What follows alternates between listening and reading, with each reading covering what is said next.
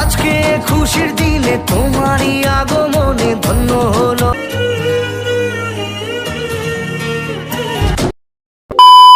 Hello guys, welcome back to my channel বন্ধু official. কেমন আছো তোমরা সবাই? আশা করছি ভালো আছো, আর আমিও কিন্তু ভালো আছি।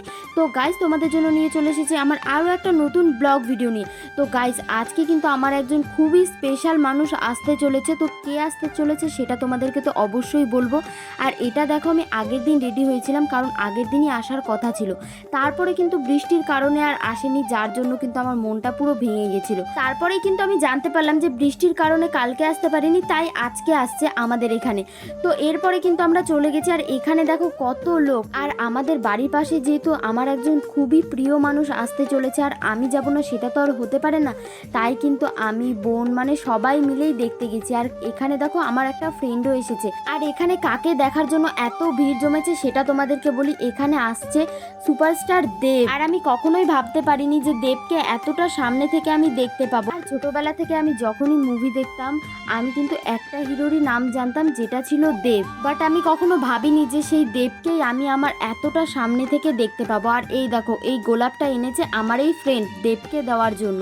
তো চলো দেখি যে দেব আমার এই ফ্রেন্ডের রোজটা নেয় কিনা। আর এখানে এই গোলাপটা নিয়ে কি পাগলামো করছে দেখো। আর আমরা কটায় গেছি সেটা তোমাদেরকে বলি। আমরা গিয়েছিলাম প্রায় ওই 12:30, আর দেব কটাতে এসেছে সেটা তোমাদেরকে একদম লাস্টে বলবো। তোমরাও ভাববে যে এতটা ধৈর্য নিয়ে দাঁড়িয়ে থাকা কি সম্ভব? হ্যাঁ সম্ভব, কারণ একজন প্রিয় মানুষ আসছে, তাও আবার এতটা কাছে। যদি সকাল 12:30 থেকে রাত 12টা অবধিও দাঁড়িয়ে থাকতে হতো, আমি তাও দাঁড়িয়ে থাকতাম, কারণ আমার খুবই একজন প্রিয় মানুষ। মানে সেটা তোমাদেরকে আমি বলে বোঝাতে পারবো না। আমি বারবার যেই বলছি প্রিয় মানুষ, মানে সেটাও আমার কাছে কম মনে হচ্ছে। আর এখানে যতটা সময় পেরোচ্ছে ততই আমার গা হাত পা কিন্তু কাঁপছে। মানে আমি নিজে নার্ভাস হয়ে যাচ্ছি যে আমি কি সত্যিই এতটা সামনে থেকে দেখতে পাবো, আর কখন আসবে আর অপেক্ষা করতে পারছিলাম না। মানে ছোটবেলা থেকে কিন্তু দেবকে আমি টিভিতেই দেখে এসেছি, কখনো যে সামনে দেখার সুযোগ পাবো আমি কিন্তু কোনোদিনও ভাবিনি। আর এখানে দাঁড়িয়ে থাকতে থাকতে কিন্তু জল তেষ্টা পেয়ে গেছিলো, তাই একটা জল আর আইসক্রিম নিয়ে চলে এসেছি। আর কতক্ষণ না খেয়ে থাকবো বলো। আর তারপরে কিন্তু আর দাঁড়িয়ে থাকতে পারছিলাম না এত রোদে, তাই জন্য কিন্তু বোনকে পাঠিয়েছিলাম বাড়িতে একটা ছাতা নিয়ে আসার জন্য। আর ওইদিকে গাছতলায় অনেকেই দাঁড়িয়েছিল, বাট অনেক ভিড় ছিল, তাই জন্য আর আমরা যাইনি। আমরা এখানে ছাতা মাথায় নিয়েই দাঁড়িয়েছিলাম। আর আমরা নয়, অনেকেই কিন্তু দাঁড়িয়েছিল ছাতা মাথায় দিয়ে। আর এখানে দেখো দেবকে দেখার জন্য কত ছোট একটা পুচকু এসেছে। আর এই পুচকুটাকে দেখে আমিও কিন্তু কোলে নিয়ে নিলাম। তো আমি বলছি একটু টাটা করে দাও। কিছুক্ষণ পরেই দেখছিলাম যে আকাশটা এরকম মেঘলা হয়ে গেছে। আমি ভাবছিলাম হয়তো আজকেও বৃষ্টি নেমে দেব আর আসবে না। তারপরেই দেখলাম যে আমাদের এখানে পার্টি অফিসের কিছু লোক যাচ্ছে দেবকে এগিয়ে নিয়ে আসতে। সেটা দেখে কিন্তু আমার অনেকটা শান্তি লাগছিল যে না, সত্যি আসছে। মানে কিছুক্ষণ আগেও এরকম শুনছিলাম যে না, দেব আজকেও আসবে না। তখন আমার যা মন খারাপ হচ্ছিল সেটা তোমাদেরকে কি বলবো। আর এই রাস্তা দিয়ে যখনই একটা করে পুলিশ গাড়ি পেরোচ্ছিল, তখনই না সব লোক একদম দৌড়ে চলে আসছিল। আর যখনই সবাই মিলে দেবকে আনতে গেল, আর তখনই দেখো একদম রোদ উঠে গেছে। আর আমরা বলছিলাম যে দেখ, সূর্য মামাও উঠে গেছে দেবকে দেখার জন্য। আর এই দেখো, এটা কিন্তু আমার একটা কিউট দিদি। আর ওই দেখো যে হাত দেখাচ্ছে, ওইটা হচ্ছে আমার বোন। আর দেখো দেব কিন্তু আর কিছুক্ষণের মধ্যেই চলে আসবে। তো ফাইনালি গাইস, দেবের সাথে দেখা হচ্ছে। আর এখানে না দেবের গাড়িটা নাকি একটু একটু দেখা যাচ্ছে। আমরা তো ছোটখাটো মানুষ, আমরা আর দেখতে পাচ্ছিলাম না, তাই আমরা এখানে দাঁড়িয়েছিলাম। কারণ দেব তো আমাদের সামনে দিয়েই যাবে, তাই আমরা বলছিলাম যে ওইদিকে ভিড়ভাড়টায় যাবো না, এখানেই দাঁড়িয়ে থাকি। আর দেবের গাড়ি যত এগিয়ে আসছে ততই যেন মনের ভেতরটা কেমন লাগছে, সেটা আর তোমাদেরকে বলে প্রকাশ করতে পারবো না। আর এখানে দেখো আমার দিদিরা দাঁড়িয়ে রয়েছে। আর এইটুকু সময়ের মধ্যে দেখো এখানে কত লোক চলে এসেছে। আসলে আমরা এসেছিলাম যখন 12:30টায়, তখনও ভিড় ছিল, বাট এত ভিড় ছিল না। দেব এখানে এসে পৌঁছেছে প্রায় 4:30। মানে ভাবো, 12:30 থেকে 4:30 অবধি আমরা এখানে দাঁড়িয়েছিলাম। আমরা একা নয়, আরও অনেকেই দাঁড়িয়েছিল। কেউ কেউ আবার ঘরে রান্না না করেই কিন্তু দাঁড়িয়েছিল দেবকে এক ঝলক দেখবে তার জন্য। আমরা তো রাস্তায় দাঁড়িয়ে আছি, আর এখানে দেখো একদম চালের ওপর উঠে গেছে দেবকে দেখার জন্য, যেটা দেখে আমার ভীষণ হাসি পাচ্ছিল।